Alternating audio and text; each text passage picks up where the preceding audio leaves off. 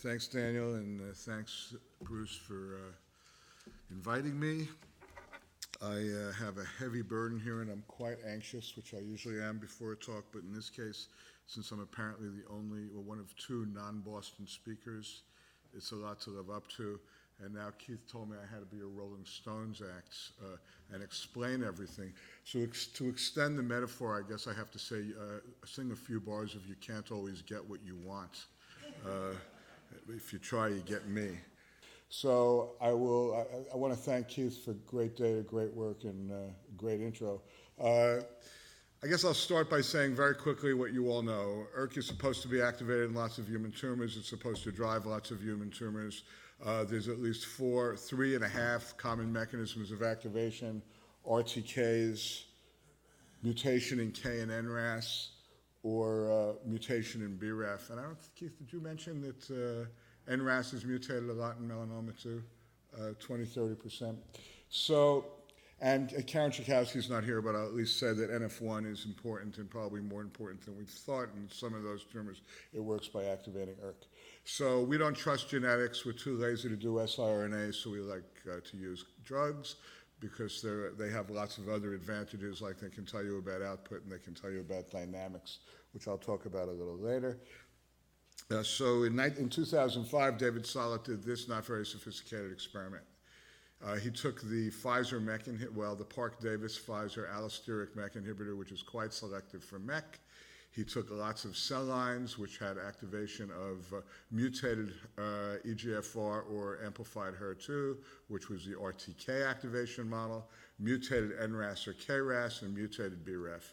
And this is a very famous high-impact journal paper, basically because of a very prosaic result.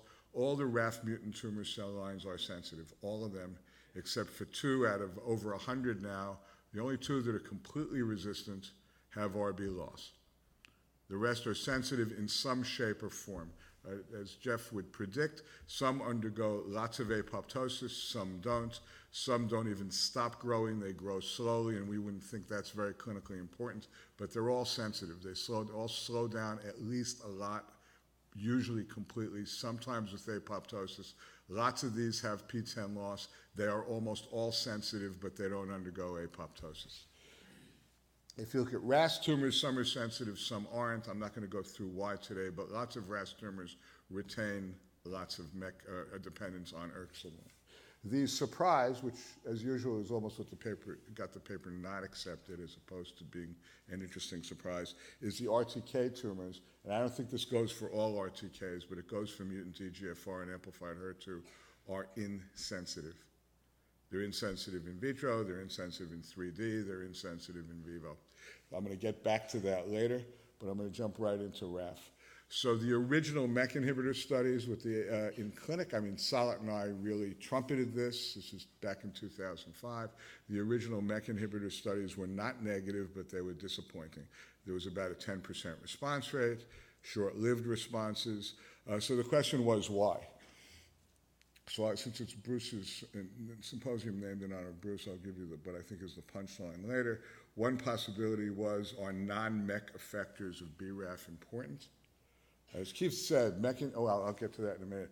And RAF does have other substrates, and we're not inhibiting RAF with the MEK inhibitor, we're inhibiting MEK, but I'm not going to show the data. I will tell you so far we have no data that the biologic and biochemical effects, downstream biochemical effects of MEK and RAF inhibitors they're almost overlappingly identical.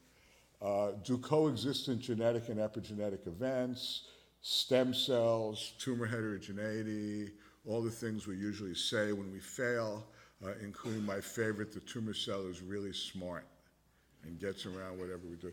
But there's a third one that old guys like my mentor Bruce and I think about, which apparently nobody else thinks about in this advanced day and age, is target inhibition adequate?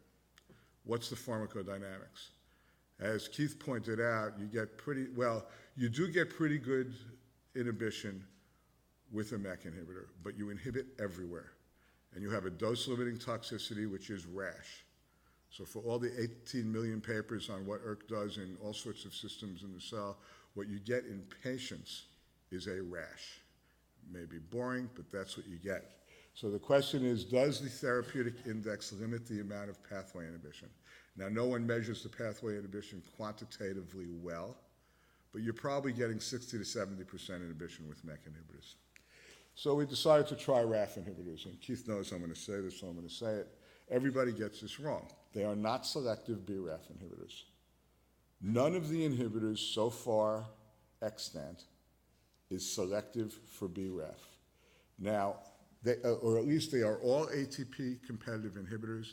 They bind the ATP binding site of each of the 4 enzymes that we're going to talk about, wild type A, B, and C RAF, and the V600E. Now, this is also operational data. It's flawed or limited by the fact that it's very difficult, pretty much impossible to purify holoenzyme, probably because it requires co-purification with chaperones.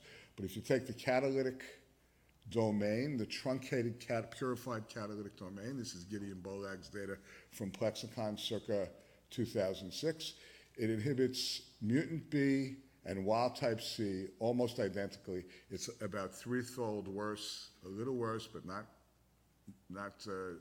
extraordinarily for wild type B. And we did this experiment. I don't think anybody else did it, which sort of, surprised me. But if you just IP A, B, C, and V600 and do it in knockout cells, so you get only the one you're looking at, you basically inhibit all of them over approximately the same concentration range in vitro. This is in vitro IP. So we did the same sophisticated experiment in about 2007 and got a surprise because we thought sensitivity to MEK inhibition implied dependence on ERK.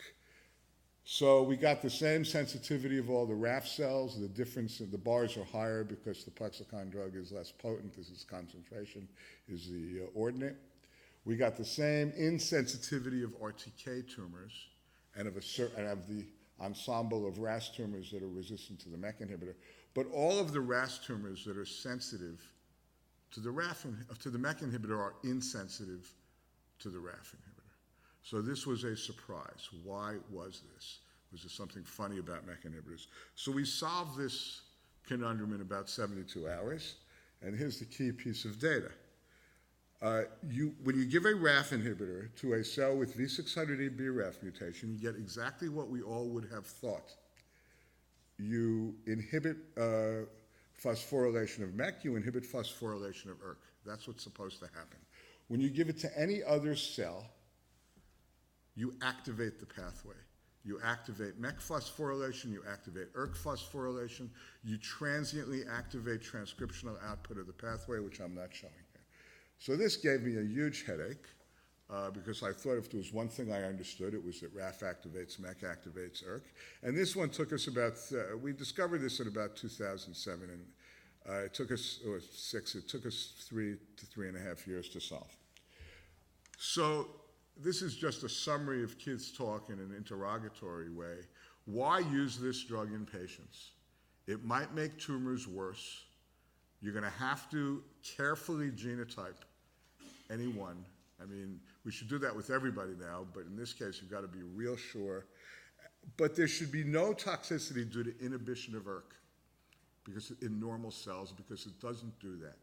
You may get toxicity due to activation, and that's what Keith showed you. And this could increase the therapeutic index and allow higher dosing and better pathway inhibition and increased efficacy in RAF tumors. Okay? Now, this is supported by Bolag's data in the phase 1 that you don't get responses. He tried quantitating as best he could, but you have to take the number with a grain of salt. You don't get responses if you inhibit the pathway less than 80%. So I'm going to have more courage here than Keith, and despite crizotinib, stick to my point that you try to make selective drugs because your ability to inhibit the pathway effectively is going to be limited by off-target toxicity. On-target toxicity, that's what the enzyme's doing, and you're stuck. But off-target toxicity, you're not. And I think crizotinib will be overridden by drugs that many of us know about now that are more selective. Okay, so let's get back to my migraine. How can an ATP-competitive pan-RAF inhibitor activate RAF kinase and ERK signaling? So, and why, and we were so stuck on that, we forgot the flip side. Given that there must be some mechanism for this, why does it inhibit ERK signaling, but in V600 E cells only? So there's a paper we wrote, a guy named Poulikos Poulikakis did this work in my lab. He has, in collaboration with Chao Zhang and Kayvon Shohat's lab. It's a Nature paper last March, and to get through, I always spend years discussing this, so I'm just going to show you the PowerPoint cartoon, and you're going to have to presume it's right, and then I'm going to show you what causes resistance. And what causes resistance is based on the mechanism. So the first thing to say is it a selective RAF inhibitor, BRAF inhibitor? No. If you do BRAF knockout cells, if you get MEFs, you activate just as well. And remember, activation occurs in normal cells that don't have mutant BRAF. So it ain't, it's Boston, it isn't a selective BRAF inhibitor. Okay, is it an idiosyncrasy of the Plexicon drug? Every drug we've seen does it. And what it does actually is you get an interesting dose-response curve. As you go up in dose, at the dose that approximates binding to the site, you see induction of ERK phosphorylation. When you increase the dose a lot, you start seeing inhibition. So there's a parabolic dose-response curve, if I can say that, biphasic if you like. And this should have given us a big clue, which of course it didn't because we're only MDs, but this is what we believe is going on. The way you activate RAF physiologically and in RAS mutant tumors is in a RAS-dependent fashion. There is a domain in RAF that inhibits its dimerization. RAS also binds to that domain, and this is going to be important later, and the binding of RAS to this inhibitory domain causes RAF to dimerize, okay? So RAS is inhibiting the autoinhibition of dimerization of the molecule. You get dimerization, and that and several post-translational modifications by phosphorylation cause activation. We know this because deletion of the amino terminal autoinhibitory domain causes constitutive dimerization and constitutive activation.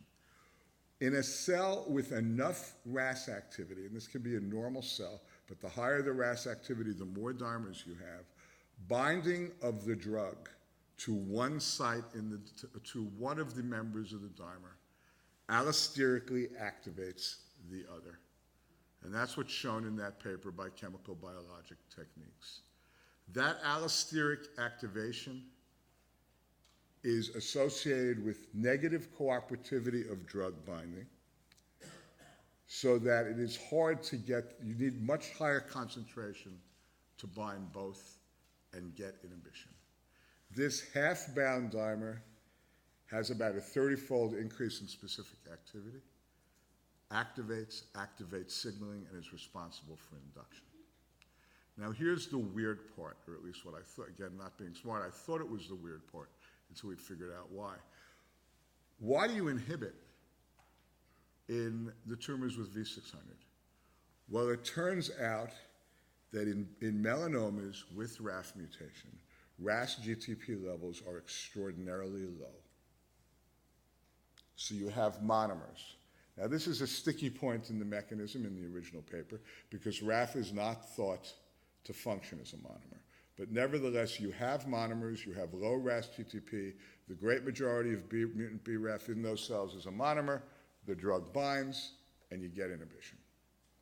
So, and this is consistent with the experiments we did where you put mutant RAS into a cell with mutant BRAF, either a 293 experimental model or into an actual melanoma or colon with mutant B. You put in RAS, elevate RAS GTP, you create resistance to the RAF inhibitor but not to the MEK inhibitor. Stick in HER2, increase RAS GTP, same thing. Now resistant to RAF inhibition but still sensitive to MEK inhibition. So given all this, and given what Jeff told you, and given what everyone else has been finding, starting with Charles Sawyer's, how could you get resistance? And I'll go through this real quick, and I'll tell you what's good and bad about these, what's true or not, but here's theoretically what you'd think. First of all, you could get gatekeepers. as Keith didn't directly say this, but it's what he said when he answered the question, no gatekeepers have been found so far in patient tumors, even though gatekeepers exist that you can get to with a one nucleotide change. So why is that? I don't know. Levi Garraway has reported that activating mutations in MEK1 that confer MEK resistance can also confer RAF resistance. I think that's still work in progress. Levi has shown that the COT kinase, which is a MAP kinase that would be a so-called Engelmann bypass lesion, can cause resistance in culture.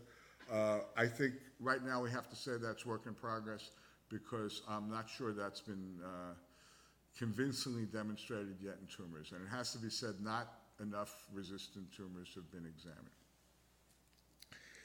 And Dave Solid at Sloan Kettering and Mike Davies at MD Anderson have shown that PI3K-AKT activation, that PTEN loss makes the tumor less sensitive, but they're still sensitive. So how that may be a way of enhancing effects, but I don't think it causes resistance. So the other things that could cause resistance are anything that activates RAS-GTP. Mutation in RAS. And mutation in NRAS has been found in a few tumors, and at the end of the talk, Keith can tell you how many, I don't know. But it's a very small minority, but mutations in NRAS have been isolated. And there are two receptor tyrosine kinases for which visible papers have been published as they cause resistance, PDGFR, which I can say there's absolutely no evidence for, and IGF-1R, for which I can also say there's absolutely no evidence for. We can argue about this later. I'm from New York, after all. But I think most people agree with that, although I think they are plausible mechanisms of resistance because they ought to activate RAS-GTP. Now, what we miss completely, and the interesting thing about these resistance mechanisms is they're site-specific. And I'm not talking about the protein, I'm talking about the institution that discovered the mechanism of resistance, and I won't go into that further. So what about the theory about how the drug works? Well, we basically say the drug works because there's low RAS-GTP in the cells and RAF can't dimerize. So what the model suggests, and believe me, I'm sure there's many things that are going to go beyond the model and make it better, but the model suggests anything that activates RAS-GTP, but also any RAF mutation that causes it to dimerize in a constitutive manner.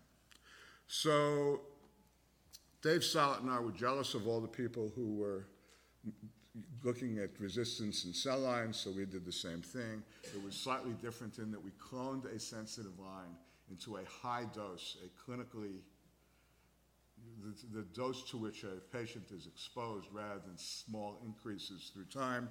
We got 5 clones independently isolated from one particular BRAF mutant PTEN wild type cell line, and being too poor to do genomics, epigenomics, metabolomics, we did a sophisticated experiment we've worked out at Sloan Kettering called a Western blot. And on the Western blot, we found that 3 out of the 5, actually these don't have gatekeepers, they don't have any of the things I've talked about before, but they do have a 61 kD truncated RAF, 3 out of the 5. I'll try to do this fast. This is going to come out in Nature sometime. These clones are RAF inhibitor resistant. They are MEK inhibitor sensitive. And again, the general theme, Jeff beautifully described the complexity of resistance, but the first resistance you seem to get is resistance that prevents the drug from inhibiting the pathway. So these, you have an altered RAF, you can no longer inhibit the pathway with a RAF inhibitor, you can still inhibit it with a MEK inhibitor. I'm not going to show it, but you transfect it into cells and you make them resistant. So we cloned RAF, and I should say these cells also are heterozygous for the RAF mutation. They have a wild-type copy and a mutant copy. What we found in the resistant cells was you have a full-length message which is wild-type now completely. This is the parental, you probably can't see it. And you have a new shorter message which we cloned and we analyzed, and we basically found that it constitutes a splice, a loss of exons 4 through 8. Okay? I know everybody's going to ask me. I don't know what generates the splice rigorously yet.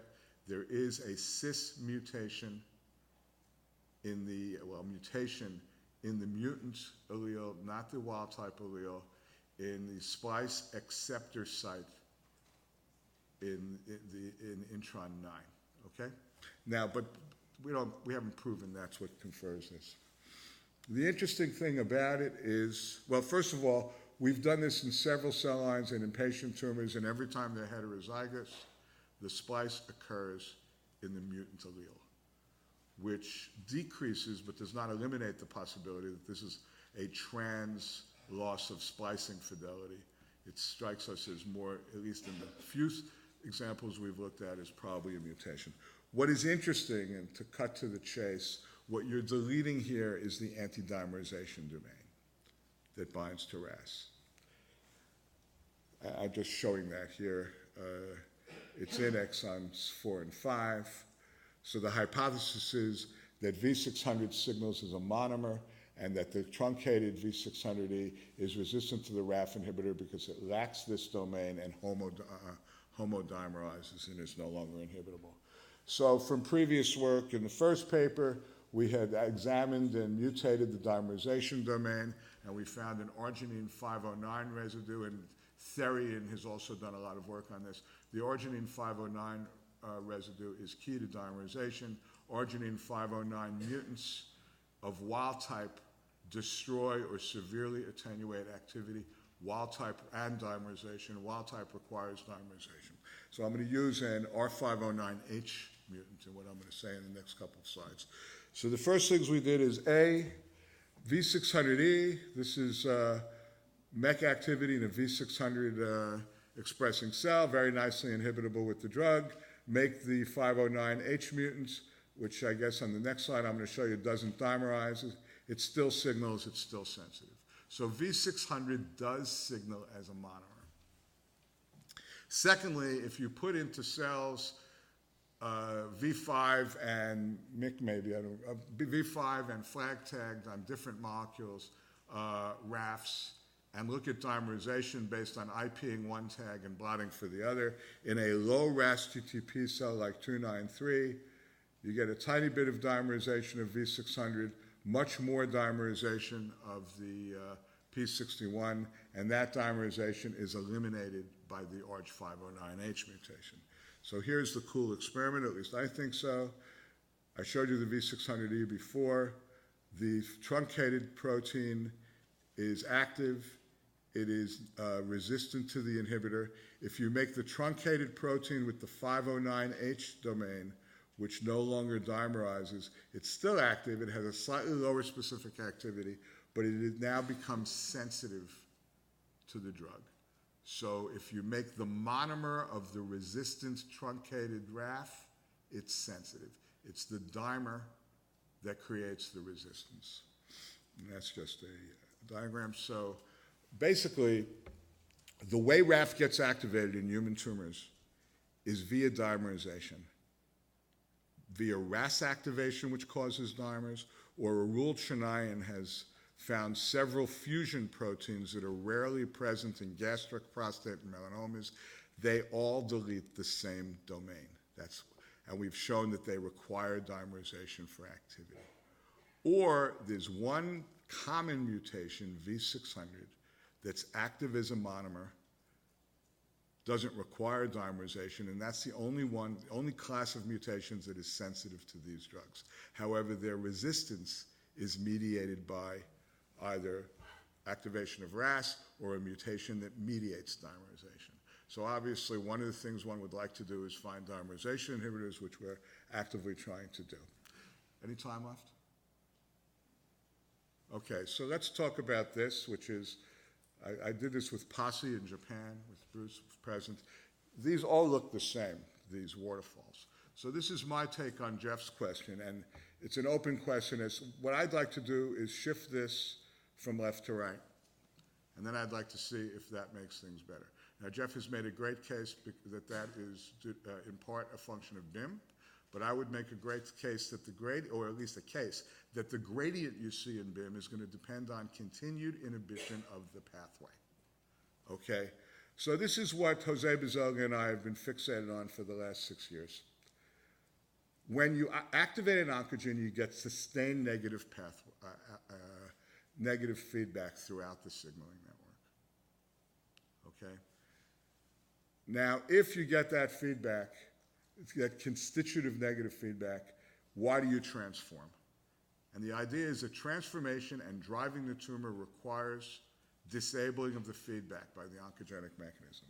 So you activate an RTK, you activate RAF, MEK, and ERK, you get feedback inhibition of RAF, you get feedback inhibition of RTK signaling. We've shown that in the HER2 mutant EGFR tumors, you have all this feedback is south of the receptor, it's intact, and despite the PERK, the output you get is very low because of this feedback. How do you disable this feedback? Well, one way is with mutant Ras. The feedback inhibition of Ras is abrogated. You still have feedback inhibition of MEK, RAF through ERK, so you actually activate the output. You greatly activate it, but not nearly as much as you do with V600. Why? V600 enormously activates the pathway because it no longer requires RAS, because it no longer requires dimerization. We never see a RAF mutant that requires RAS-dependent dimerization, and I think it's because you don't select for them. Because if they activate ERK, you lose the dimer, you won't activate pathway that much. You also abrogate the RAF-MEK pathway with this, and you get enormous activation of pathway with really low levels of RAS-GTP. However, when you inhibit the pathway, if all this is true, you inhibit the pathway, there's huge output, the tumor is dependent on it, it starts to die. But you also relieve the feedback, and that ought to limit the anti-tumor response. And Jose and I first found this in a famous figure that I'm showing almost as much as Gallo used to show the HTLV1. That's a private note to Bruce.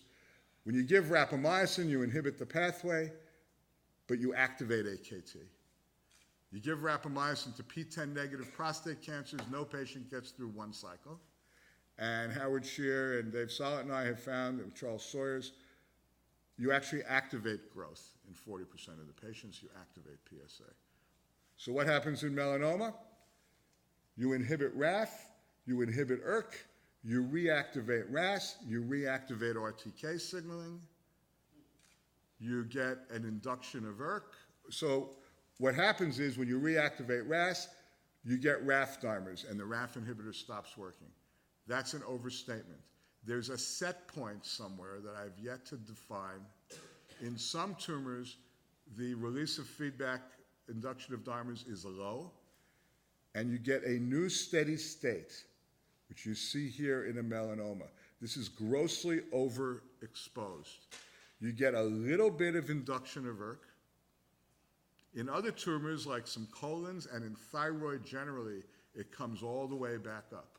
So depending on the feedback set point, the drug's going to work well, modestly, or not at all. And the feedback set point is in part dependent on ligands. So you see this induction of RAS, which is actually to a very low level. It's just overexposed. You get this induction of ERK, which is associated with increased output. If you now, how do I know the drug's not disappearing? If I re-add the RAF inhibitor, this doesn't go away. If I extend this out to a week, it stays just at this level. It's a new steady state. But it's quite sensitive to the MEK inhibitor. And that, I believe, is why Keith's experiments are working so well. But there are other tumors where this comes right back up, and you're reactivating RTK, AKT, STAT3 signaling as well. And to me, this gives a logic for combination therapy that Jose's been doing beautifully with the estrogen rapamycin trial. We believe that's why that works. We're doing in HER2 tumors, but I believe that's the way, since I believe only one thing every 10 years, I believe that's the way you look for combinations. So I won't say anything more, except we're going to propose a new clinical experiment for any tumor. You biopsy the tumor. At MGH, you determine the driver mutation if you can. If you have a drug for that driver mutation, You give a high dose of that drug, trying to inhibit it maximally. But I think what we should be doing at that point is at time X, which I cannot define, but it's not weeks, it's not months, it's at most a couple of days and probably earlier, you rebiopsy and as best we can determine the mechanisms of adaptation. Jose and I call this adaptive resistance, and then the trials are a driver inhibitor plus an inhibitor of some limb of that pathway feedback. So, and the goal is, as I would say, totally agree with Jeff, is to maximize cell death. So that's all I'm going to say. This was all done by other people. People in my lab are Poulikos Poulakakis, Christine Pertilis, Eric Joseph.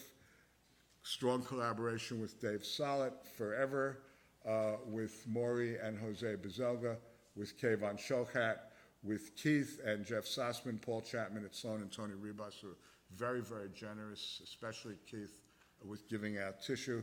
And you can't do this without drugs, and drugs are mostly made by drug companies.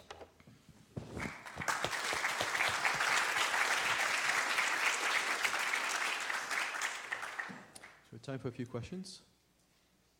I was wondering if you already started to check whether these splicing variants are present in melanomas before and after treatment with.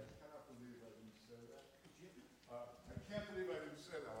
I knew I was, as usual, pressed for time because of my loquacity. As opposed to, I was setting myself up for none of these other things have been found in tumors. We find this in 1/3 of the small number of tumors we've examined. The small number of tumors we've examined is not 3. It's on the order of about 20, 21. So I think we have 7 out of 21 with the splice. There was a slide for this. The splice is not always identical. That is, it's always exons 4 and 5 contained, but the splice at the, what's cut out at the C-terminal is different. It can be 8, 9, 8, 10, never the catalytic domain. Early, we haven't done well enough. Basically, this is RT-PCR assays in the tumor. So, like 35 cycles it takes to detect it. We start seeing a smudge in normals at 50 or 55 cycles, whether that's, what that entails, how many cells in the tumor have it. We have to look for in all the cell lines we've looked at and all the untreateds, we haven't found a high amount of splice, but I certainly would guess that it is present before therapy in some substantial portion of the patients. Bruce? So, Neil, you just spliced out the bubble on your microphone, but other than that... Yeah, okay. No, but do you think in mutant Ras tumors that they're activating by eliminating the inhibition of dimerization of RAF? No, they're activating the dimerization. Well, that's what I'm saying. They're eliminating the inhibition of dimerization. Yeah, that's how it works. That is the cartoon model we all have, the field has about how they work. They bind the autodime inhibition region. Now, I don't think that's all that RAS is doing, but I think to those of you who do this sort of thing, there's an obvious, powerful screen here, cellular screen. Since a dimerization inhibitor will not work in these cells, and a RAF inhibitor will not work, but they will work in combination. We also have an amino acid that's required for the dimerization, and we have a post-translational modification that's required for the dimerization. So a dimerization inhibitor ought to work on the resistance, and it ought to work on RAS tumors with the enormously big if of therapeutic index. Yeah. So Neil, can you comment again about why it takes so much drug to inhibit the second part of the dimer, and could irreversible inhibitors be the answer there? Okay, so irreversible inhibitors, this is an allosteric effect. We know that irreversible inhibitors induce at modest concentration. The presumption, since we have not been able to, we are trying hard to get an in vitro system into which to mimic the parameters. As you will all recall, allosteric activation is always associated with cooperativity. So for a while, again, I wasn't thinking very intelligently about it. I thought there was negative cooperativity, as one would find in the Koshland model of allostery for the drug, which is true, but that makes no sense. Why do you activate and get negative cooperativity of binding? Until I realized that this is probably a Michael-Eck model. That is, you have a typical Monod-Changeux allostery, You have positive cooperativity for ATP binding. ATP then competes out the drug, and it's a little bit like what you find with mutant EGFR. What you create in the second site is much more ATP avid. We can mimic this with non-hydrolyzable ATP. So what you could do is have it with a more potent drug that bound better than ATP, but if you have a pan-RAF inhibitor, that won't work. You will activate RAF wild-type dimers. So what you will need to do, which may be happening, is a selective mutant BRAF drug of higher potency than what we've seen so far.